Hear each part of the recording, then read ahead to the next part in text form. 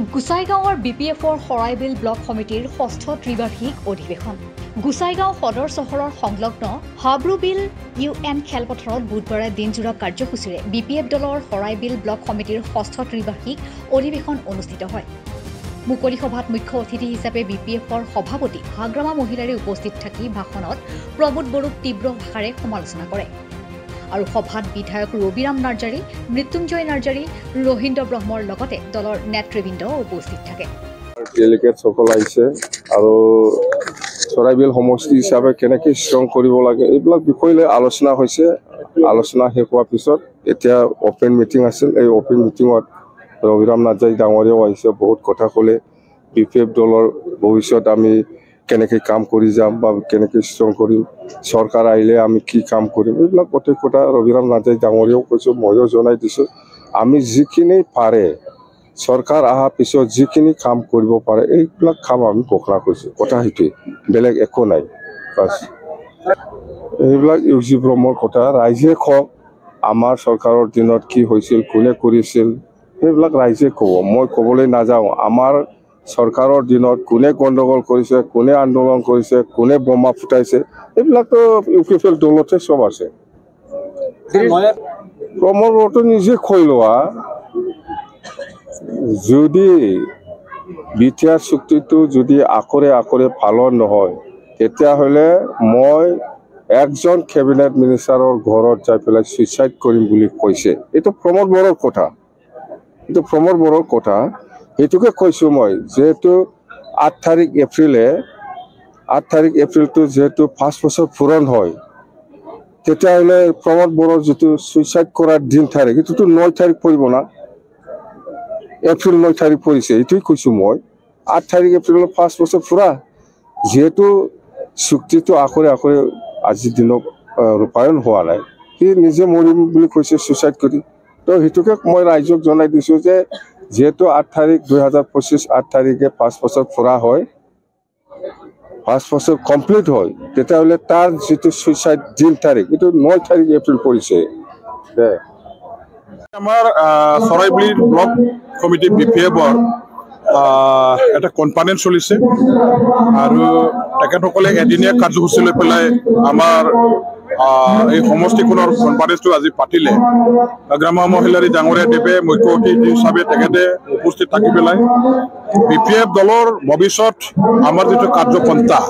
2025ত চৰকাৰ আহিলে তেখেতে কোনটো বিভাগত কোনটো ছেক্টৰত কাম কৰিব, কেনেকুৱা ধৰণৰ পলিচিৰ আধাৰত কৰিব,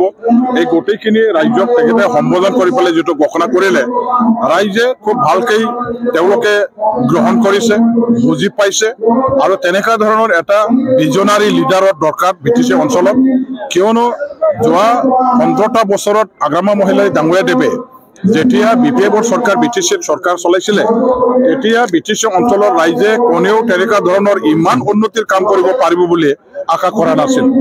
নতুন লিডাৰ ৰাজনীতিৰ ক্ষেত্ৰখনত ভৰি দি নতুনকৈ চৰকাৰ চলোৱা এই নেতাজনে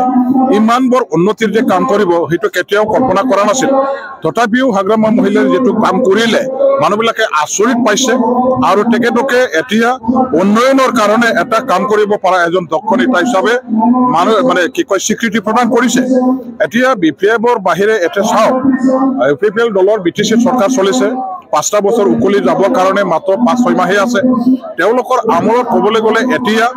কোনো উন্নয়ন হোৱা নাই, কোনো কাম কৰা নাই। চৰকাৰখনে ডাঙৰ ঘোষণা কৰিছে, এটাৰো তেওঁলোকে ঘোষণাৰ কাম কাৰ্যক্ষেত্ৰত কৰিব পৰা নাই, সফল কৰাটো আমি দেখা পোৱা নাই। প্ৰতিশ্ৰুতি প্ৰদান কৰাটো তেওঁলোকে পালন কৰা নাই। ল'ৰা ছোৱালীবিলাকক চাকৰি ঘৰে ঘৰে দিয়াৰ কথা কৈছিলে, এটাও নহ'ল। মহিলাসকলৰ চেল্ফ হেল্প গ্ৰুপ দিয়াৰ কাৰণে ঘোষণা কৰিছিলে, এটাও নহ'ল।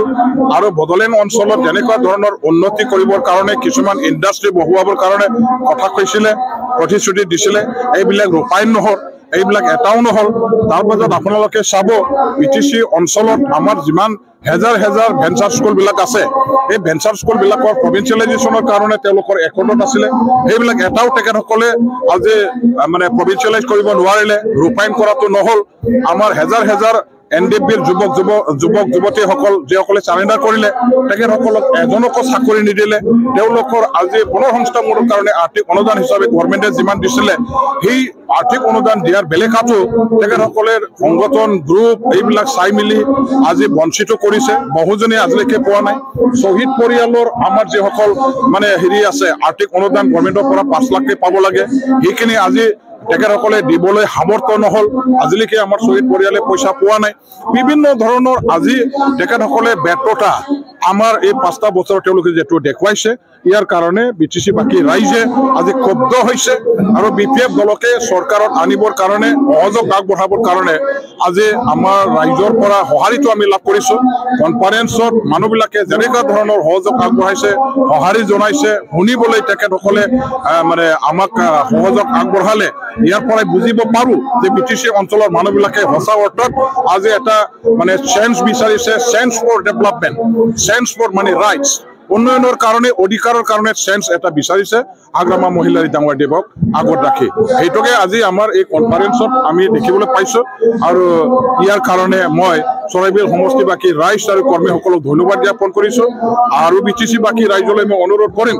যে আপোনাসকলে বিটিসিত আপোনালোকৰ মাটিৰ অধিকাৰ চাকৰি বাকৰিৰ অধিকাৰ অৰ্থনৈতিক অধিকাৰ উন্নয়নৰ কথাবিলাক যদি চিন্তা কৰে জাতি জনগোষ্ঠীৰ মৰ্যাদা ৰক্ষা কৰাৰ অধিকাৰ সাব্যস্ত কৰাৰ কথা যদি চিন্তা কৰে এটাই মাত্ৰ উপায় আছে বিপিএফ দলৰ লগত চামিল হওক বিপিএফ দলৰ আগ্ৰামা মহিলাৰী ডাঙৰীয়াক চৰকাৰৰ গাদীত বহুৱাই কাম কৰিবৰ কাৰণে আপোনালোকে একেলগে থিয় দিয়ক ইয়াৰ বাহিৰে বিকল্প এক নাই ইয়াৰ বাহিৰে বেলেগ এক উপায় নাই বিপিএফৰ আমলত কোন আছিল জংগলত বিপিএফ যেতিয়া চৰকাৰ চলাইছিলে তেতিয়া জংগলত কোনে হাতিয়াৰ লৈ পেলাই সংগঠন কৰি পেলাই সংগ্ৰাম কৰিছিলে যিটো ভূমিত যিটো ভূখণ্ডত অস্ত্ৰৰ সংগ্ৰাম চলিব যিটো ভূখণ্ডত অস্ত্ৰৰ দ্বাৰা দি আমাৰ ইয়াত মানে যুদ্ধ হ'ব সেই যুদ্ধ চলি থকা ভূখণ্ডত কেতিয়াও শান্তি ঘূৰি নাহে আৰু আগ্ৰামা মহিলাৰী ডাঙৰীয়াদেৱে 15টা বছৰ যেতিয়া চৰকাৰ চলাইছিলে সেই সময়ত আমাৰ বিটিসি অঞ্চলত গাঁৱে ভূঞে জংগলে বাহিৰে সবতে আমাৰ অস্ত্ৰধাৰী সংগঠনসমূহে আন্দোলন কৰিছিলে অস্ত্ৰধাৰী সংগঠনসমূহে যুদ্ধ কৰিছিলে আৰু তেখেতসকলৰ এই যুদ্ধ সংগ্ৰামৰ কাৰণে বিটিসি অঞ্চলত সময়ে আমি নিবিচৰা ধৰণৰ এইবিলাক অঘটন ঘটনা হিংসাত্মক ঘটনা ঘটি গৈছিল ইয়াৰ কাৰণে এইটো ঘটনা ঘটি যোৱাৰ কাৰণে চৰকাৰ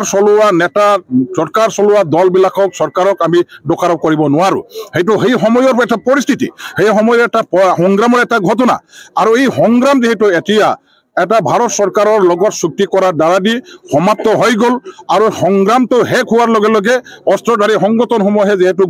মানে মূল হোটেলে ঘূৰি আহিছে অস্ত্ৰ এতিয়া আমাৰ সমাজত নাই আমাৰ অঞ্চলত নাই ইয়াৰ কাৰণে শান্তি ঘূৰি আহিছে ইয়াৰ কাৰণে বাবা লোৱাৰ কি যুক্তি আছে সেই সময়ত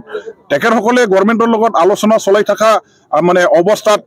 আছিল আগ্ৰামা মহিলাৰীয়ে তেখেতসকলক সহযোগ আগবঢ়াইছিলে কিন্তু আগ্ৰামা মহিলাৰী চৰকাৰৰ আমলত তেওঁলোকৰ আলোচনাটো মানে একে ফলপ্ৰসূ হ'বৰ কাৰণে যেটো সময় বা সুযোগ পাব লাগিছিল সেইখিনি নোহোৱাৰ কাৰণে আধৰুৱা হৈ থকা সেইখিনি অলপ যেটো সময়ৰ দৰকাৰ আছিল সেইখিনি সময় সুযোগ তেখেতসকলে চৰকাৰত আহি পেলাই পালে গতিকে এতিয়া শান্তি বিটিসি যদিও আছে সেইটো আগ্ৰামা মহিলাৰীয়ে আৰম্ভ কৰা শান্তি আৰু ইয়াৰ এটা সুযোগটো আজি উপি পেলাই পাইছে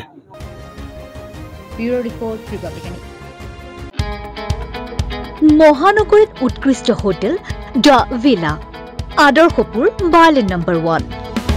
কাহিলীপাৰা সৰ্বশিক্ষা অভিযানৰ কাৰ্যালয়ৰ কাষতে হোটেল দ্য ভিলাত আছে উৎকৃষ্ট মানৰ সা সুবিধা